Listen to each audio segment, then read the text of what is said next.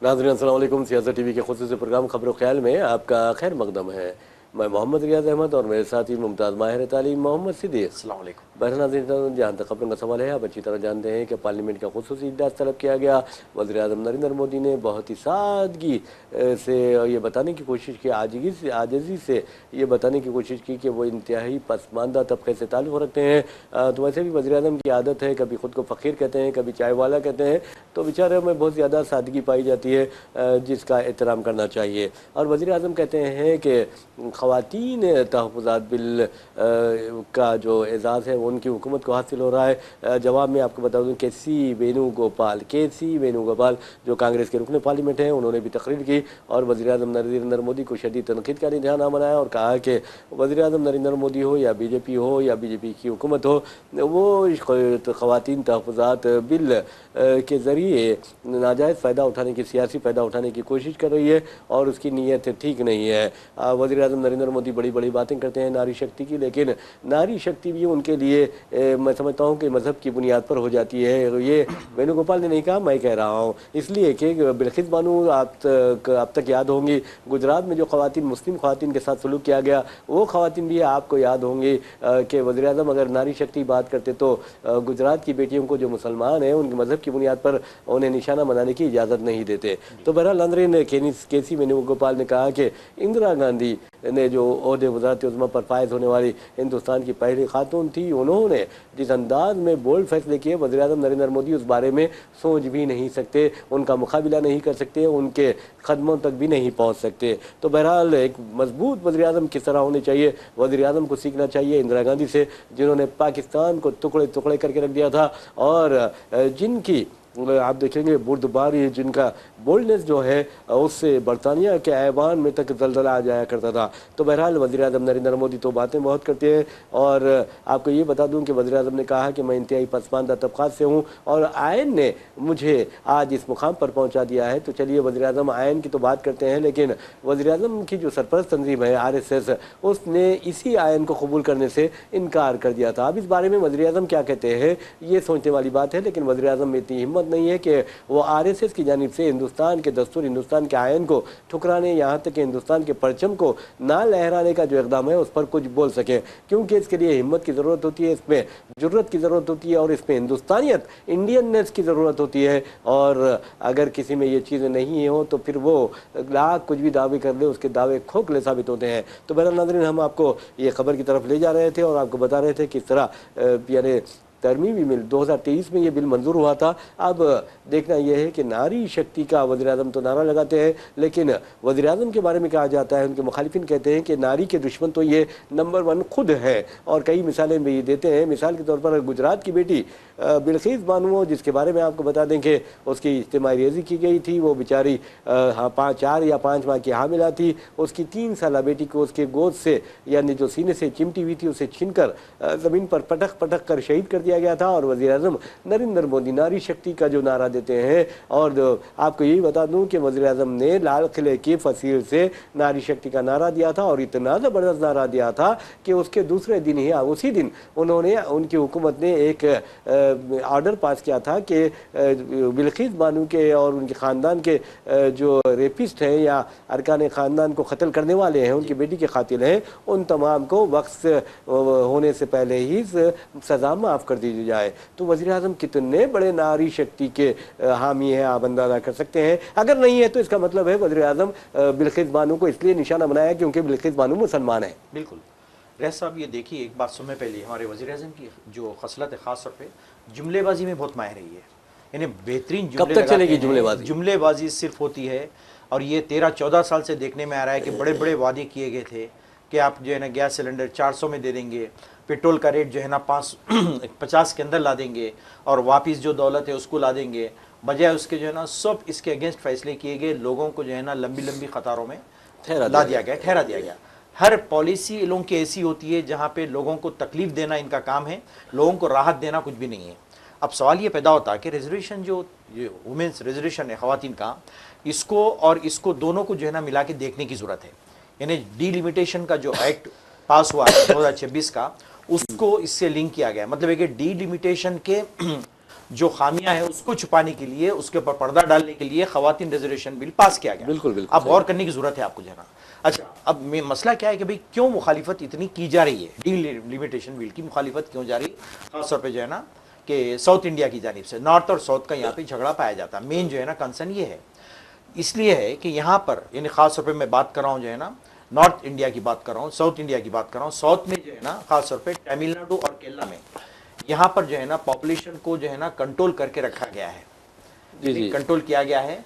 तो जहाँ पे पॉपुलेशन ज्यादा है, ओवर पॉपुलेटेड स्टेट्स हैं, उनको इसका फायदा वहाँ पे पहुंचेगा।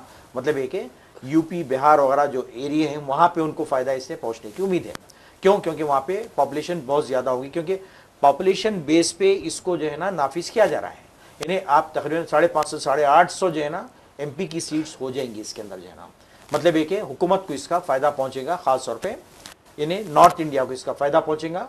क्यों? क्योंकि पॉपुलेशन वहां पे ज्यादा होगी, यहाँ पे पॉपुलेशन को रोक के रखा गया है। पॉपुलेशन मुसलमानों का नुकसान होगा, बिल्कुल बहुत नुकसान होगा। उत्तर प्रदेश में 20% मुसलमान हैं। जी। अब आप देखिए हदबंदी की जो बात कर रही है मोदी हुकूमत, इस अंदाज में हदबंदी करेगी कि मुस्लिम वोट तकसीम हो जाएंगे।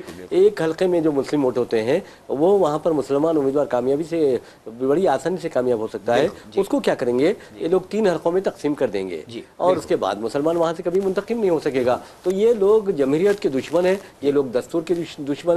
और आपको बता दूं कि जमहूरी अमल यानी इलेक्शन के भी ये लोग दुश्मन है, क्योंकि मुसलमानों की नुमाइंदगी को ये तबाह व बर्बाद करके रख देंगे। और खुद आप राहुल गांधी को भी देखिए कि राहुल गांधी बात करते हैं यानी पसमानदा तबकात की बात करते हैं, बैकवर्ड क्लास की बात करते हैं, पछड़े तबकात की बात करते हैं और आदिवासियों की बात करते हैं। राहुल गांधी को ये तौफीक नहीं हो रही कि अक़लियतों के बारे में भी बात करें। अक़लियतों का नाम तक नहीं लिया राहुल गांधी ने। बिल्कुल खामोशी इख्तियार किए हुए हैं। और ऐसे जो है ना स्ट्रेटेजी की मूवमेंट पे लोग खामोशी इख्तियार करते हैं, ये बड़ी बदबख्ती की बात है। तो ऐसे कैंपेन को आवाज़ उठानी चाहिए, क्योंकि आप देखिए वोट लेके आते हैं, अक़लियतें आपको वोट डालती हैं, तो ऐसे मौके पे फिर खामोशी क्यों इख्तियार किए हुए? उठ के बोलिए, कुछ तो कहिए जो है ना। वो बेचारा कितना पुकारेगा, वेणुगोपाल चीख रहा चिल्ला रहा जो है ना, उससे हट के सपोर्ट करने वाले कोई भी नहीं है उसको जो है ना। तो बोलना चाहिए ना इनको जाके। अच्छा, और एक चीज़ आप रियासत गौर करें, लाखों की तादाद में तकरीबन जो है ना इन्हें नॉर्थ के लोग जो है ना साउथ में आके काम कर रहे हैं। जी हाँ, लाखों की तादाद में, करोड़ों की तादाद में हम बोल सकते हैं ना।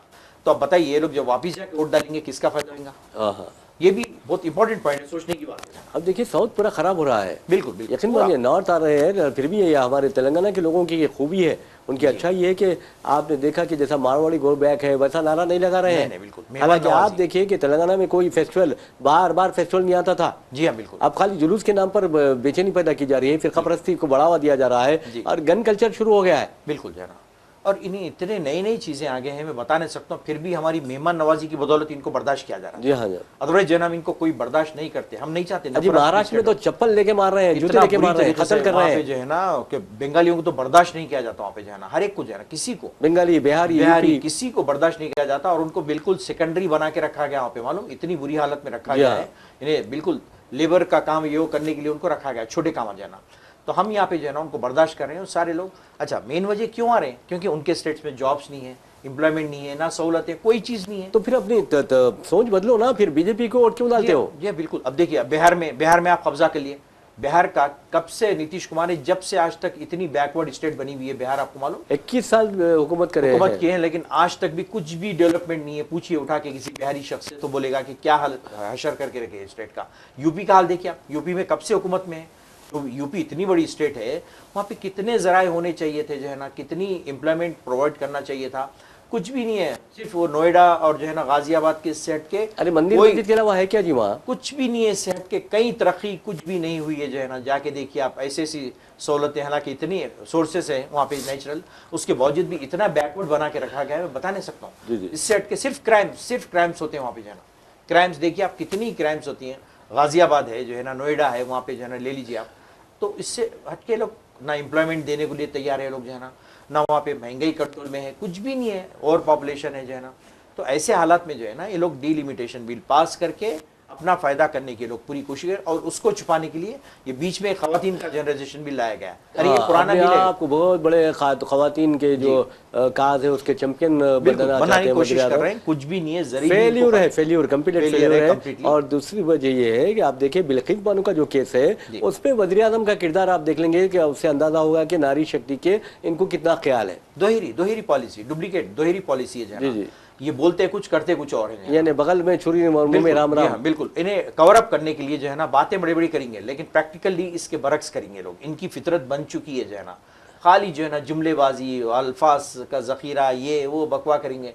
जब प्रैक्टिकल फील्ड में आएंगे उसके बरक से लोग काम करेंगे। और आप देखिए कि जुनूब का है ये, फिर आप देखेंगे शुमाल मशरक़ी रियासतें हैं, उनका बहुत नुकसान होने वाला है। और ये जहाँ तक लोकसभा के खुसूसी इजलास का सवाल है, इजलास शुरू होते ही मरकज़ी वज़ीर अर्जुन राम मेघवाल ने खिताब किया और कहा कि 50% तक पार्लिमानी नशस्तों में इजाफा होगा, यानी 815 हो जाएंगी आम रियासतों के लिए पार्लिमानी नशस्तें, जबकि 35 जो है वो छोटी रियासतें यानी मरकज़ी ज़ेर इंतज़ाम इलाकों, पडिजरी वगैरह, जम्मू कश्मीर है, दिल्ली है, उनके लिए रहेंगी। और आपको बता दूं कि जब ख़वातीन रिजर्वेशन बिल मंजूर किया जाएगा तो ख़वातीन के लिए 850 नशस्तों में 272 नशस्तें तो ख़वातीन के लिए मुख्तस कर दी जाएंगी। जी हाँ बिल्कुल, ख़वातीन का जो है ना कोई कोशिश है, लेकिन हो जाए। अच्छा, ये तो खैर मेंबर ऑफ पार्लियामेंट के सीट्स की बात है। अब अंदाजा लगाइए असम्बली के कितने सीट्स बढ़ जाएंगे बेइंतहा जो है ना, कितनी ज़्यादा इजाफा हो जाएगा। फिर उसको सोच समझ के बिल्कुल ऐसा बाइफरकेट किया जा रहा है कि क्लियरली वोट डिवाइड हो जाएंगे, अक़लियतों के डिवाइड होना बस। बिल्कुल बिल्कुल वैसे सोच समझ के। जम्मू कश्मीर में ऐसा किया गया, आसाम में इसी तरह किया गया, उत्तर प्रदेश में इसी तरह किया गया, और अब उत्तर प्रदेश में दोबारा ऐसा ही किया जाएगा। जी बिल्कुल। अच्छा, और एक चीज़ देखिए, आप गौर करें रिया साहब, ये ख्वाबो ख्याल में POK के जो है ना वहाँ की भी लोगों को शामिल किया गया है।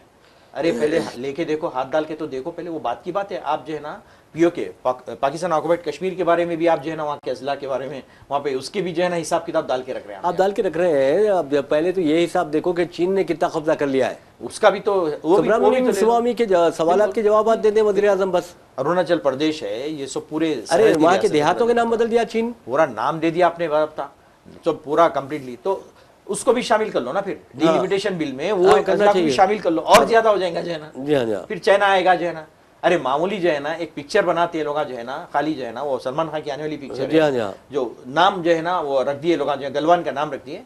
तो आप देखिए ट्रेलर आया, डाल के नाम चेंज करवाया चाइना, मालूम आपको? गलवान हुए तो नहीं ये कैसा हमारे हो तो फौरन नाम चेंज कर दिया पिक्चर का जाना।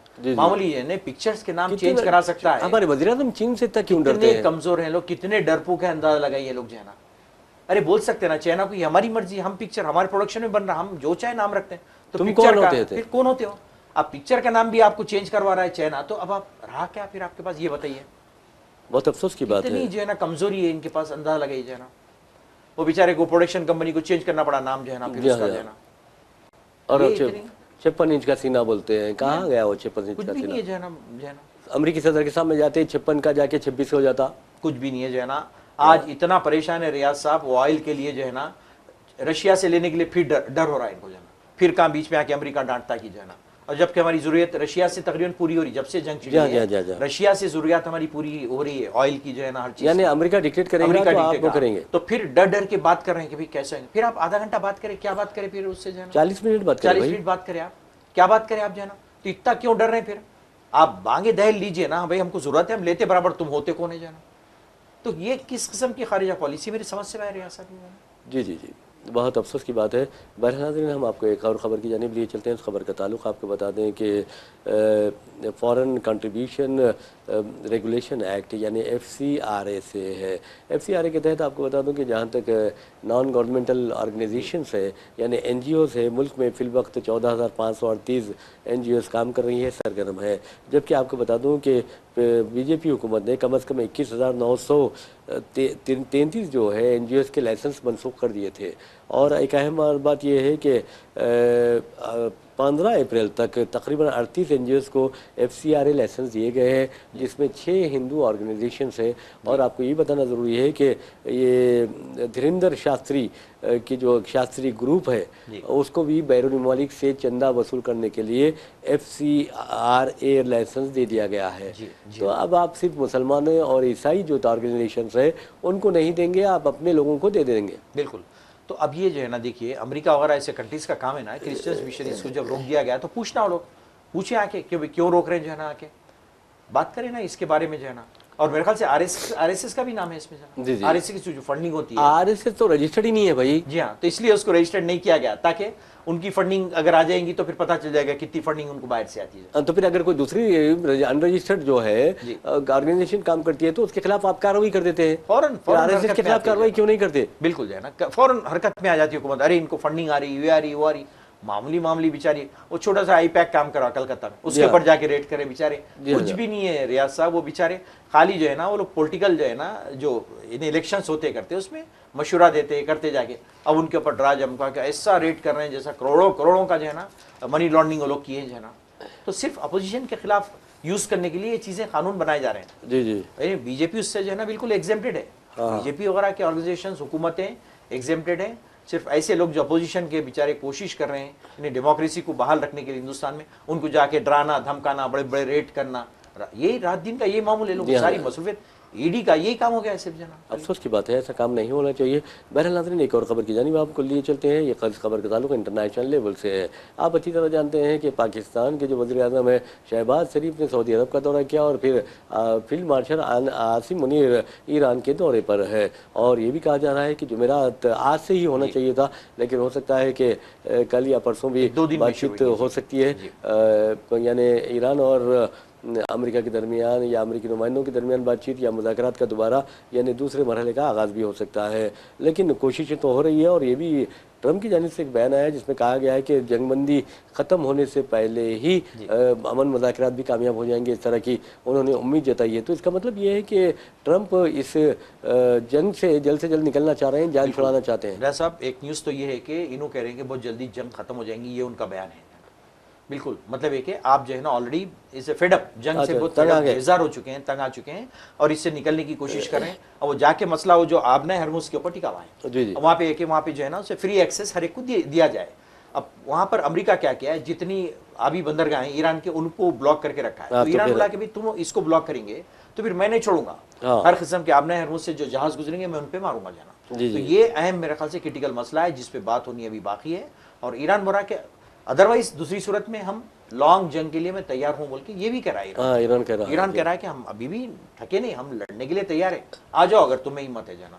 फिर भी पाकिस्तान जो कोशिश करे जाके करके पर्सनली जाके, अब देखिए ईरान का दौरा करके फील्ड मार्शल जो है ना उनको कन्विंस करने की कोशिश करे कि भाई आओ बैठ के बात करेंगे जो है ना। देखा जाए तो एक बहुत अच्छा रोल है, पूरी सारी दुनिया के लिए, गल्फ के लिए बहुत अच्छी बात है कि भी लोग कोशिश कर रहे हैं, जैसे जिसमें इनडायरेक्टली मेरे ख्याल से सऊदिया का भी सपोर्ट हासिल है इनको। और दूसरी बात, पाकिस्तान को सऊदिया की पूरी हिमायत हासिल है। बिल्कुल। अब जिस तरह मुत्तहिदा अरब इमारात के ग्रुप में इंडिया चला जा चुका है, आप देखेंगे कि पाकिस्तान सऊदी अरब और क़तर के ग्रुप में जा चुका है। तो ये जो चीज़ें हैं, और अमेरिका भी सऊदी अरब की तायद कर रहा है, और ये भी कहा जा रहा है कि सऊदी अरब की वजह से ही पाकिस्तान को सालिस का किरदार दिया गया है। जी हाँ, बिल्कुल, ये सही बात है बिल्कुल। और शुरू से ही सऊदी अरब की डायरेक्टली सपोर्ट रही है इनको, जिसकी बदौलत लोग काम कर रहे हैं और उसके बदले में उनको मिलता भी है ना, पाकिस्तान को काफी इमदाद मिलती भी है। अब $2 अरब जो है मुत्तहिदा अरब इमारात को वापस करने हैं, $3 अरब के करीब वो वापस करेंगे, यहाँ से लेके उनको वापस करेंगे। सऊदी अरब तो दे चुका है जी हाँ, क्योंकि यही तो बिल्कुल खल्लास हो चुका है। नहीं खल्लास, यही नहीं कह दिया है कि तुम सऊदी अरब की तरफ हो तुम और हिंदुस्तान जो है हमारे तरफ है, तो वो सऊदी अरब के साथ इख्तिलाफात चल रहे हैं ना। इसराइल से कुर्बत बड़ी भी है इनकी जो है ना, ये लोग नहीं चाहते कि इसराइल को जो है ना कुछ कंडम किया जाए किसी है, तो लिहाजा बोले कि जो है ना कि हमको जो है ना पैसे वापस करो हमारे जो है ना। तो इस किस्म की पॉलिटिक्स चल रही है। पाकिस्तान की बेइज्जती हो रही थी, लेकिन सऊदी अरब ने उसकी इज्जत बचा ली। बिल्कुल जो है ना, और ओपनली क्या है कि जो भीख दिए थे हम वापस करो, हम भीख दिए थे तुम्हारे को भीख हमारी वापस करो, ऐसे अल्फाज इस्तेमाल कर रहे हैं। और देखिए, अगर फिर दोबारा अगर सऊदी अरब के ताल्लुकात खराब होते हैं तो सऊदी अरब भी बोला गया भाई वापस करो। बिल्कुल, वो भी एक स्टेज आ सकता है। और देखिए पाकिस्तान हिंदुस्तान के सामने क्या है, बैरूनी जो जरे मुगलाली के फर्श ले लेके पूरा मखरूज कंट्री, और ये करप्टेड जो पॉलिटिशियंस होते हैं वो तबाह करते हैं मुल्क को। असल वही है। अब जैसा देखिए मोदी की हुकूमत में मोदी ने इतना खर्च ले लिया है जो 15 वज़ीर आज़म ने लेते कि उतना खर्च मोदी ने लिया है। जी हाँ, बेइंतहा खर्च लिए, लेकिन क्या फायदा पहुंचा है मुल्क के लिए, अवाम को क्या फायदा पहुंचा है ना, मंदिर मस्जिद बस खत्म। वही तशद्दुद, कहाँ गया इतना पैसा, ईसाइयों को मारो मुसलमानों को मारो, छोटी मोटी आप देखेंगे अगर कोई तरक्की हुई इंफ्रास्ट्रक्चर लूटो, बिल्कुल वो पुला गिर जाते, ये गिर जाते, मतलब वो भी सही नहीं कर सक रहे हैं, बना रहे इंफ्रास्ट्रक्चर भी है ना। घड़ी बनाने वाली कंपनी है उसको पुलों की तामीर का ठेका मिल रहा है, बिल्कुल शर्म की बात है बहुत ही। और अपने खास दोस्तों को वो ठेके दे देते हैं, बस उन्हें जो चाहे मनमानी करता है, बस उन्हें ही चलाते रहता। पूरी यहाँ पे इकोनॉमी पूरी उसकी चल रही है, पूरी सपोर्ट कर रहे हैं उसको जो है ना, पूरा जी जी जी जी। खास दोस्तों को अपने जो है ना। वैसे भी नाज़रीन, हम आपको फिर एक मरतबा याद दिलाते हैं कि सऊदी अरब में हज की तैयारियां ज़ोर शोर से जारी है, और वह यकीन मानिए कि वहाँ जिस अंदाज में ज़य्यफ़ुर रहमान यानी अल्लाह के मेहमानों का खैर मकदम किया जाता है, उनके रहने खाने पीने का इंतज़ाम किया जाता है, इबादत व अस्कार करने का ये इंतज़ाम किया जाता है, वो गैर मामूली होता है। और मैं समझता हूँ कि ये इंतज़ाम सऊदी हुकूमत नहीं बल्कि अल्लाह रब्बुल इज़्ज़त खुद अपने फरिश्तों से करवाते हैं, क्योंकि इस कदर कसीर तादाद में लोगों का एक जगह जमा होना, वहाँ पर कोई सेहत का मसला पैदा नहीं होता, साफ सफाई इस कदर अच्छी होती है कि लोग देख कर रश करते हैं कि सफाई के इस कदर इंतजामात हैं। अगर होटल्स में भी जाएंगे तो वहाँ का जो इंतज़ामिया होता है वो बड़े अखलाक से आपके साथ पेश आता है। जी, खासतौर पर रियाज साहब अगर एक एग्जाम्पल लीजिए, खाली वहाँ पे मीठा पानी अवेलेबल नहीं है, आपको मालूम है, खारा पानी है। डिसैलिनेशन के जरिए से इतना पानी लोगों के न सिर्फ पिलाने के लिए और उनके जो है ना इस्तेमाल के लिए किया जाता है, लाखों लोगों के लिए कितने गैलन्स, कितने अरब गैलन्स पानी होना, उसको जो है ना बगैर किसी रुकावट के अनइंटरप्टेड जो है ना वहाँ पे इलेक्ट्रिसिटी और पानी वहाँ पे मुसलसल 24 घंटे रहती है। अरे जमजम देखिए आप। जी हाँ, जमजम का ये तो मौजूदा है, अल्लाह ताला का बहुत बड़ी कराम हुआ था। चलेगा, क़यामत तक चलेगा।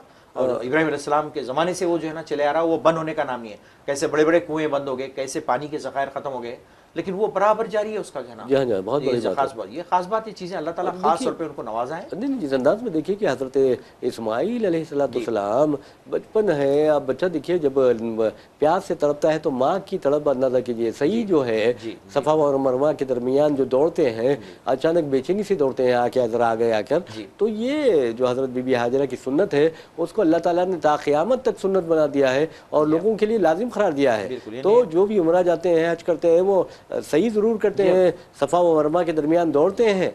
वो हज का रुकन है, बस उसके हज होता ही नहीं आपका। जी जी। इन्हें माँ और बेटे की तड़प को अल्लाह ताला जो है ना हज का एक रुकन बना दिया। देखिए इतनी अहमियत है इस्लाम में जो है ना, माँ और बेटे की जो मोहब्बत का जो ताल्लुक़ है आला में जो है ना। तो ऐसी कई मिसालें, जिंदा मिसालें, मोजिज़ात हम कह सकते हैं। आप जाएं तो वहाँ पे पता चलेगा। लेकिन एक सऊदी हुकूमत ने अब इस बार ऐलान भी कर दिया है, सऊदी वजारत दाखिला ने, कि अगर कोई बिला इजाज़त हज करेगा तो उसके खिलाफ सख्त कार्रवाई की जाएगी और उस पर 20,000 रियाल जुर्माना आयद किया जाएगा। और इसके अलावा ये भी कहा जा रहा है कि जो लोग बिना इजाज़त हज करते हैं उनकी अगर कोई मदद करता है तो उस पर 1 लाख रियाल जुर्माना आयद किया जाएगा और उससे सख्त सज़ा भी दी जाएगी, ये कहा जा रहा है। तो आप अंदाज़ा कीजिए क्या होने वाला है। लेकिन एक बात है ये कि सऊदी हुकूमत ने जिस अंदाज में ये हुक्मनामा जारी किया है, इस हुक्मनामे पर यकुम ज़िलहज से लेकर 14 ज़िलहज तक अमल आवरी की जाएगी, नाफिज रहेगा ये हुक्मनामा।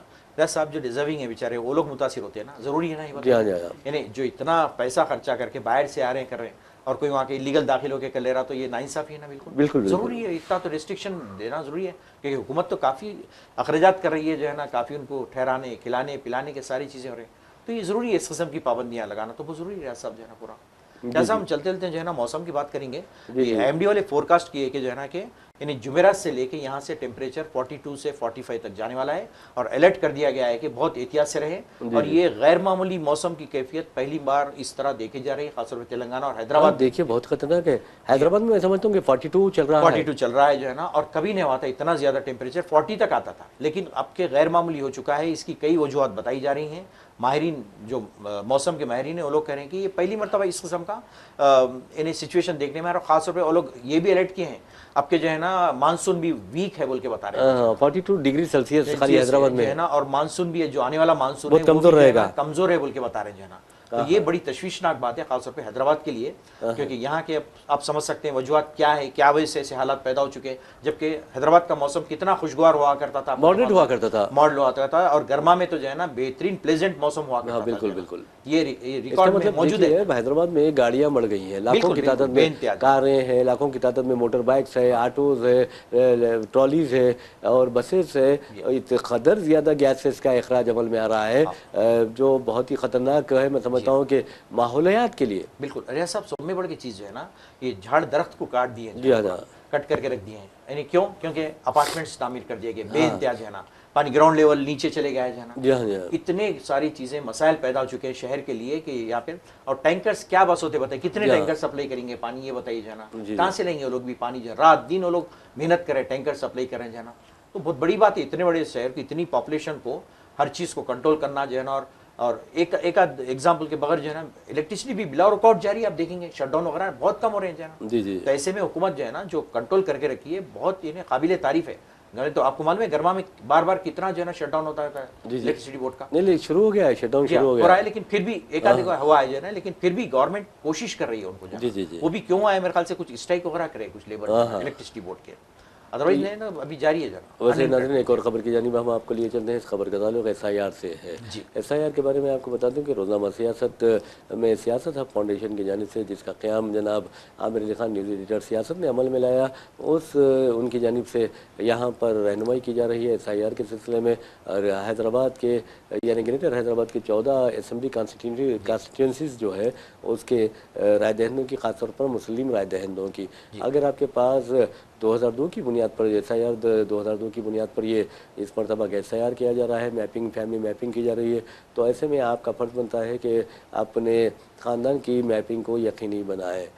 और आप दफ्तर रोज़नामा सियासत आ सकते हैं। हर रोज़ 300 से लेकर 500 अफर मर्द व ख़वातीन दफ्तर रोज़नामा सियासत आते हैं और SIR की रहनुमाई हासिल करते हैं, उनकी काउंसलिंग भी की जाती है। जी बिल्कुल। अब मज़ीद मोहलत भी मिल गई ना हमको, आपको जो है ना जो भागदौड़ करने की जरूरत नहीं है, आपको मई है जून तक है ना आपको टाइम मिल गया है इसका। लेकिन फिर भी अब जो लोग मुसलमान देखिए खास तौर पर बहुत ही गाफिल रहते हैं। जी हाँ बिल्कुल, नहीं उनको जगाना जरूरी है। कई लोगों को अभी तक मालूम नहीं SIR रखा है वो भी नहीं मालूम है कई लोगों को। तो ये बिल्कुल जो है ना खासतौर पर एक्सेप्ट एजेड लोग को जो मालूम हो चुका है, लेकिन यंग जनरेशन क्या कर रही है सो रही नहीं मालूम। यंग जनरेशन को SIR क्या है, उसकी अहमियत क्या है वो भी नहीं मालूम है किसी को जाना। तो ऐसे में बहुत ज़रूरी है इनको जो है ना गाइड करना, सही उनकी रहनुमाई करना, समझाना उनको जो है ना। और ये महिलावारी सतह पे भी ये काम होना चाहिए हर महल्ले में। बिल्कुल आपने सही कहा है। उसी सही बात के साथ हम अपना प्रोग्राम खबर ख्याल इख्तिताम को पहुँचाते हैं। अपने मेज़बान मोहम्मद रियाज अहमद और मेरे साथी मोहम्मद सिद्दीक को इजाज़त दीजिए। इंशाल्लाह फिर मुलाकात होगी, फिर बात होगी। तब तक के लिए अल्लाह हाफ़िज़। अल्लाह हाफ़िज़।